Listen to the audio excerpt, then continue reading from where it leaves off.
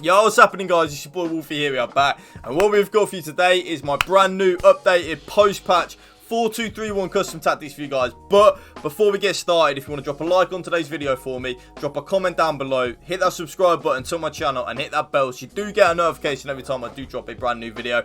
That would be absolutely delightful. And also, you should know by now, every video that we do is sponsored by Loot1977.com. I am wearing their jacket right now. The stuff is banging, 10 out of 10. You should know I dress pretty fly for a Fifa player. So if you want to look like me, if you want to dress like me, not look like me, make sure you go and check them out. Their stuff, seriously, you know what I'm like, guys. I only do stuff when I actually like the stuff myself, like, for example, Sneak and Loot1977.com. So please, please, please check them out. Link down in the description below. If you want to go and check them out, I will love you guys forever. Just trust me, have a little look.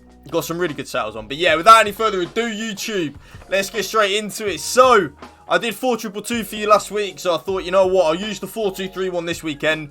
We did finish 18-2, so not rank 1, but a decent effort. And the reason we didn't get 2 losses rather than 1 actually is because I did play 2 pros. And in the weekend league, when you play a pro, especially when I'm on my road to glory like I am here, it's difficult, man. We're going to lose a lot more of the games than we win when we play pros, when we're using my road to glory team. But the team felt nice, team felt good. Now, how do I set my team up in a 4-2-3-1? I set it up like so. So I do have Di Natale up front with Zaha, Pulisic, and Adama Traore as, of course, my 3 cams. I'm doing the 4-2-3-1.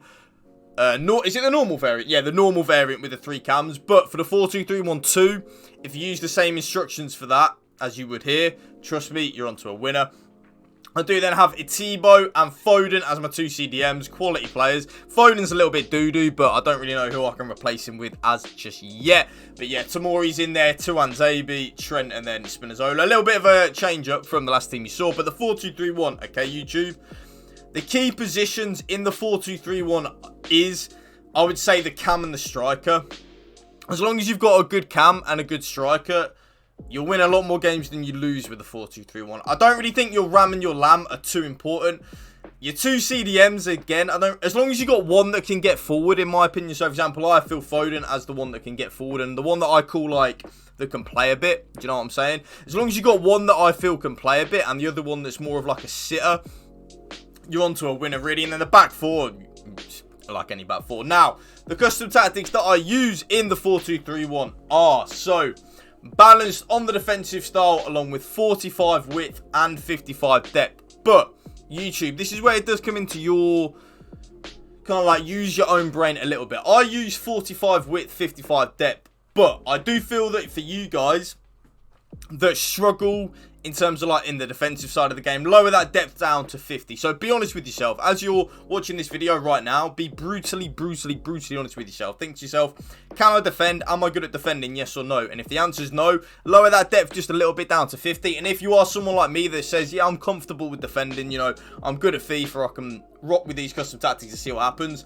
Anyway, I always say, YouTube, the range that you want to have on your defensive width is anywhere from 45 to 65. Like, as long as you got your width, your depth, sorry, between 45 and 65, you won't go too wrong with that. I like to go 45, 55. I know it sounds weird, just because it adds up to 100 as well. Like, it kind of helps my OCD out just a tiny weeny little bit. Do you know what I'm saying? So yeah, 45, 55 on the defense, and then on the offense, you should know by now, YouTube, balanced and direct passing. Long balls though. Wait, where's long balls? Where's long ball?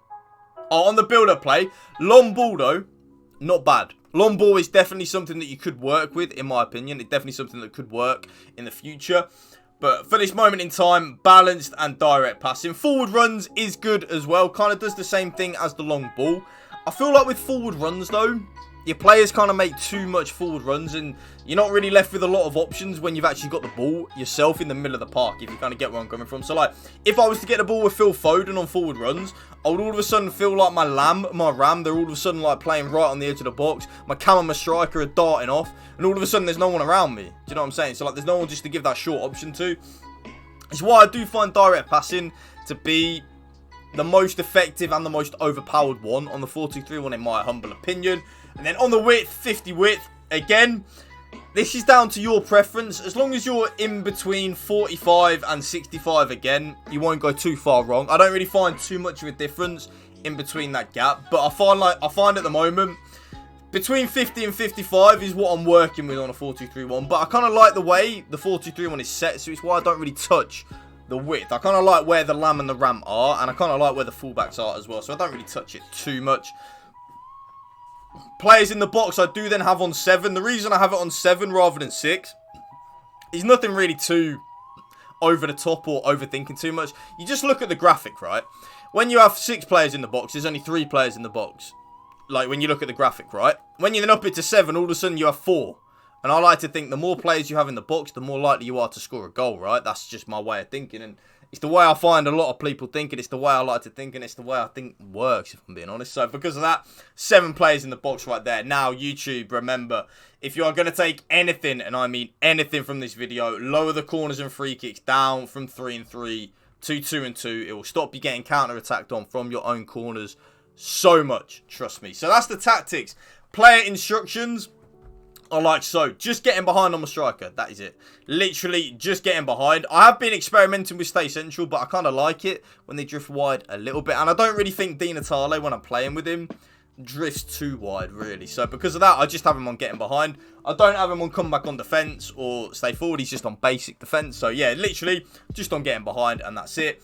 Both of my 3 cams, you should know by now if you've watched my previous 4-2-3-1 tactics, this doesn't change. I have all 3 of them on comeback on defence and getting to the box for cross. I find getting to the box for cross the most important thing, because I feel like you just create more opportunities. And I feel like that's most people's issue with the 4-2-3-1 is the attacking side of it, the attacking fluidity, learning the passing lanes and stuff like that. So for me, having them all on getting to the box for cross just helps you out in that attacking side of the game, and you will score more goals having them on. I then have both my fullbacks, and again, this is where, like, kind of like with the previous tactics at the start of the video, you need to be honest with yourself. If you're someone that's good at defending, use these player instructions here. I have both my CDNs on cut passing lanes and just cover centre. But if you are someone that does struggle with the defensive side of the game, put one of them on stay back while attacking. So for example, a Tebow is the most defensive one out of the 2, so I would put a Tebow on stay back while attacking and have Phil Foden on balance. But if you are like me and you feel comfortable with defending, put both of them on balance.